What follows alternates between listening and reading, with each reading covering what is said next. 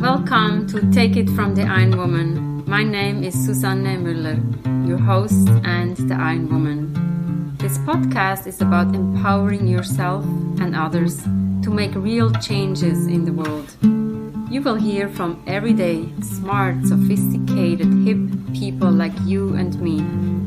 Not everybody has to be an Iron Woman to impress the world. Together, we will learn from the sports and business leaders how you can become a more successful person as an entrepreneur or a leader. It's one step at a time, one day at a time. Take your steps now. Take your big steps now. Join me on this journey to success. Take it from the Iron Woman. We only have special guests, and today we go to Nairobi, Kenya. We go to Olivia Munoru at the Mizizi Learning School. And when you read from her biography, it says, the local community speak about Mizizi Learning as a school so warm, it feels like a sunshine when you enter. Mm-hmm. What can we expect? Olivia, introduce yourself and welcome. Thank you so much for having me. Mizizi Learning Hub is a kindergarten and primary school based here in Nairobi, where I am now in Kenya. We see ourselves as a little bit different from other schools. We are indeed a school so warm that it feels like sunshine when you enter. And that is something that if ever I need to do a kind of quality check, how are we going? That's the question I ask. Are we really as warm as we say we are? Does it feel that way when you walk in? Are children feeling that way at school? Are teachers feeling that way in their jobs? And if the answer is yes, then I can go home and say, I'm doing a good job. Wow. If the answer is no, then we make some changes. Tell us a little bit how it all started. What were pivotal moments in your life? You have global experience as an educator, coach, community builder, entrepreneur, having worked in Sydney, San Francisco, Jakarta, London and Nairobi, the whole package. Yeah, and some of those things were so long ago and they feel like they were many lifetimes ago. And I think now in today's world, it's normal to have a number of careers and have a number of lives.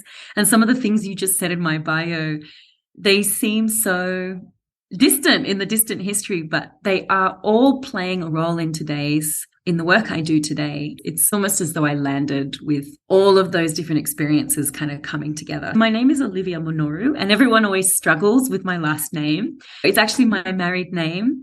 I married Michael, my husband. Well, we've been together for more than 20 years. His last name is Munoru, so I took his name. And it actually means fat in the tribal language where he comes from in Kenya. So everyone in Kenya has kind of a tribe a place they come from, and he's from the Meru tribe, and Munoru actually means fat. I am Mrs. Fat, which is really flattering.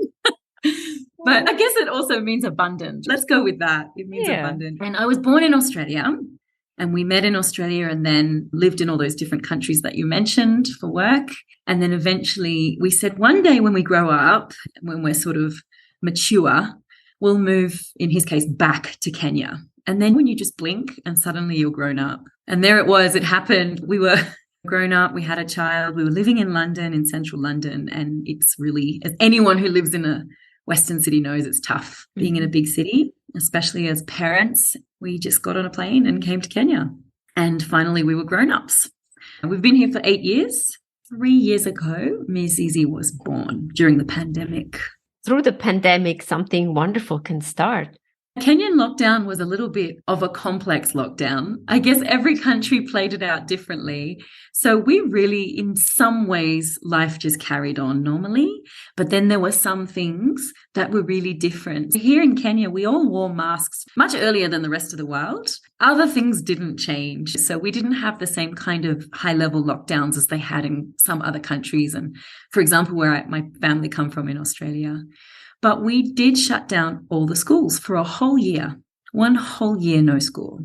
For Kenyan parents to suddenly find yourself at home with children and having to homeschool, like in any country, it was really, really challenging. The economy was suffering anyway. A lot of people here are juggling more than a job. Some people are doing side businesses as well. And then to have to homeschool, it was really, really tough. But the opportunity that came from that is people got to know their kids better and they got to understand and learn what was happening at school. It really increased the consciousness around education here. People's standards started going up and their expectations went up. And they said, why am I paying so much money for a school and then my child isn't happy? Or why am I paying so much money and my child isn't learning effectively?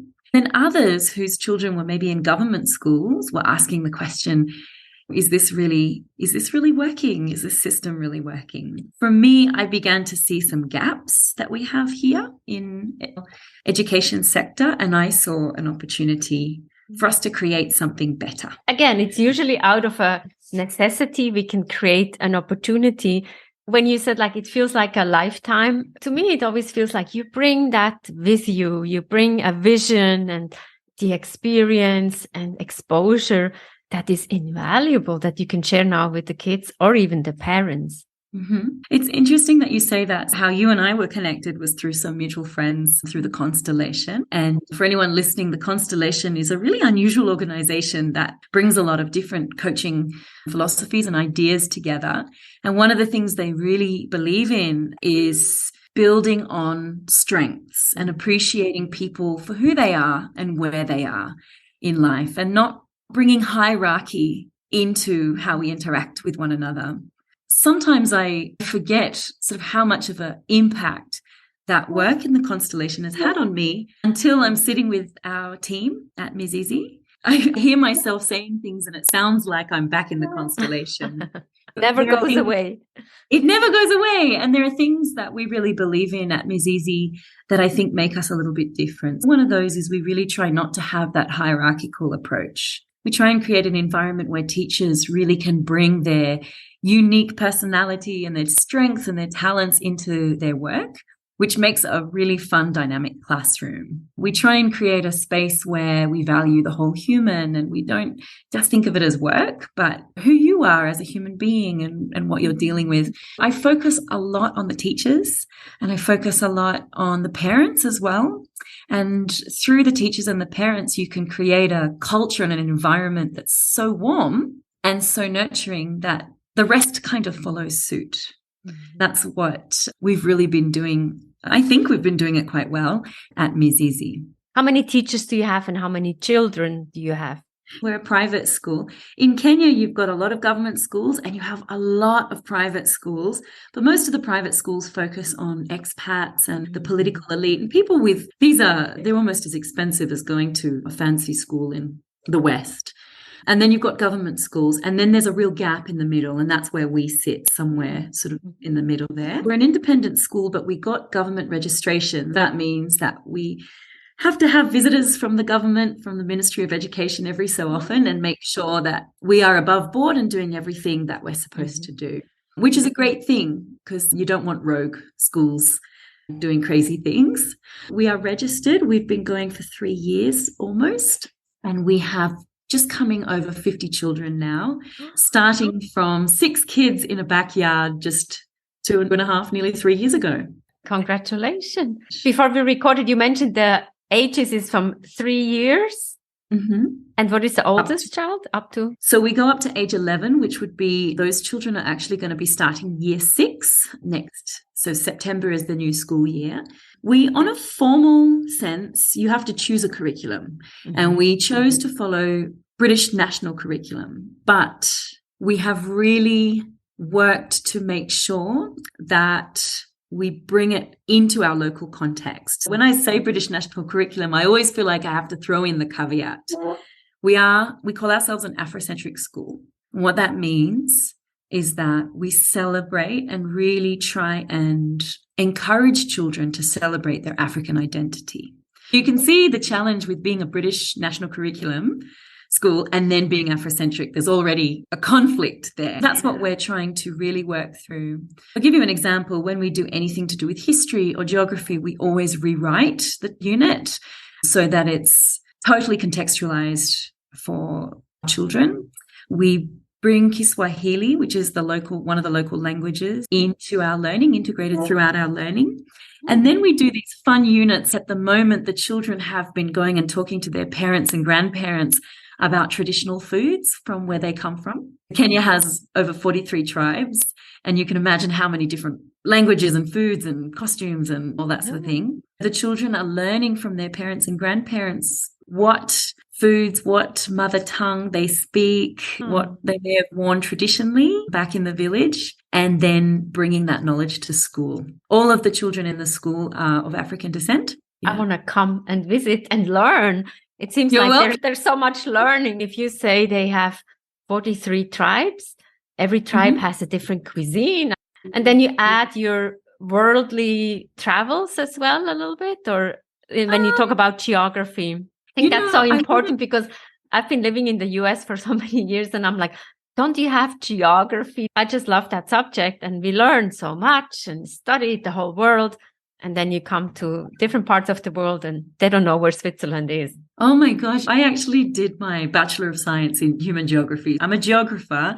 I feel very, very passionate about it as well. And when I trained as a high school teacher, I was a geography teacher. You're definitely kind of singing my same tune. But interestingly, because it's primary school, we really start with, when you're designing curriculum and you want to get a sense of progression, you generally start with what's close to children. For 3 and 4-year-olds, you'll look at our home, our family, our neighborhood, maybe. Then as you go up, you might look a little bit further, our community, and then you can look at our country, and then you can start to go a little further afield. For example, our year 4s and 5s have been looking at community heroes and mostly looking within people that we might know or know of from Nairobi. But in saying that, some of we call them Shina village, our children who are 4, 5 and 6, just studied oceans. They learned all about the conservation of oceans all around the world. They did get that experience. But then after learning about the different oceans around the world and all sorts of different kind of geographical features to do with oceans, they then studied the collection of rubbish, mostly flip-flops, sandals and flip-flops. They actually went to a place where they take the sandals and the flip-flops out of the ocean on the coast of Kenya, and they turn them into beautiful statues and beautiful artworks, which they then sell. It's really about linking global and local and giving children a sense not only of where they come from, but also that confidence to eventually go out in the world confidently and be themselves. And that's what we're really trying to do. Congratulations for what you have achieved in such a short amount of time. 3 years seems like nothing. You are a mother of 3 children and then you have 50 children in the school. What do you do when you don't work? Oh, gosh. Okay, I'm going to be completely honest with you. You only, because the people listening can't see, but I'm in my pajamas. And I actually had such a long day. I came from a therapy appointment to here to talk to you. And in my therapy appointment, we talked about the fact that I am working too much and not carving out that time to answer your question, which is to do things that are not mothering and not leading. And the truth is, it's got to a point where I've almost forgotten what I like to do. And I'll be really honest with you, building any kind of startup where you have minimum to no resources. We didn't get any funding. It's been completely kind of bootstrapped and from collecting fees, a little bit of support from the community themselves, the parents. The only way to make up for the lack of resources, sometimes it feels like it's time and energy. I have had a tendency over the last 2 years to overwork myself. Just that feeling of, I got to keep going, I got to keep going, I got to keep going. And then one day I'll rest. But I hope that this is helpful to anyone else who finds themselves in the same situation. It's not sustainable. It's not sustainable. The realization I had recently was I was trying to solve a problem by working. If I just keep working at it, it'll be solved. And then I took an afternoon. By force, my husband forced me to take a bit of a break. The answer just came to me. I was just doing nothing to do with school, relaxing, and that's when the answers can come to you. I think as leaders, that space to think and strategize or just to be is actually really important to protect. And then the other thing I would also say with any kind of business that's heart-centered, like Mizizi, which is all about the culture and all about love and connection, it means that the person leading and the people leading that organization have to be really in touch with their own humanity.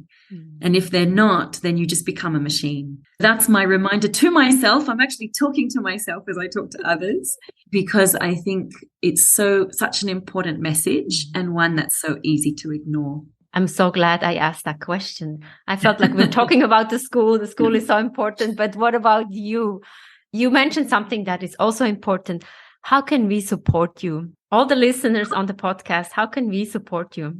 Oh gosh, okay. Can I be really frank that I even find this question so difficult because I am so terrible sometimes at asking for help. But then I have to remind myself that it's not for me.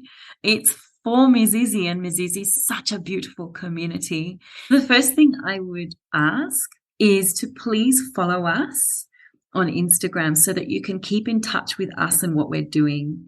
And that way there's a way to keep in connection that we can announce anything that we're working on and get that support. We are looking for partnerships that are strategic and will actually help us achieve our vision. We have 3 missions, and one of our missions is to become a leading Afrocentric 21st century school in Kenya. And so that means we're really interested in EdTech, educational technology. What else can we support you with? We know we all need money. Don't be shy. Thank you so much. And it's really, really good that you are pushing me to respond to this, because it's true. A really good school needs funding. And there are so many things that we have in our plans that we want to do. As many people know, Kenya is not a particularly wealthy economy, and it's been a tough time at the moment. And I really don't want to have to raise fees or have to stuff our classrooms full of children. We want to be able to serve the community with the highest quality education that we can. Anyone who's able to link us to funding, or who maybe you yourselves are looking to get involved through funding a really beautiful education project. Okay, so now we know Mizizi Learning Hub in Nairobi, Kenya. Thank you so much, and make sure you take good care of yourself. As you said, if you have that mission and vision of the school to lead with the heart, we also have to be nice to ourselves. This should be a reminder for all the listeners, and especially for you. Thank you. Thanks so much for this opportunity. It's such an honor, and I really enjoyed myself. Thank you. What are you taking away from this wonderful conversation? Take it from the Iron Woman. We have episodes every Monday with interesting people where you can learn from, enjoy their great energy and also their vision. And download the book, Take It From the Iron Woman, Global Business Coaching with Sports Parallels, or get it in your local bookstore. Thank you for your support, and we'll see you next time. Bye-bye.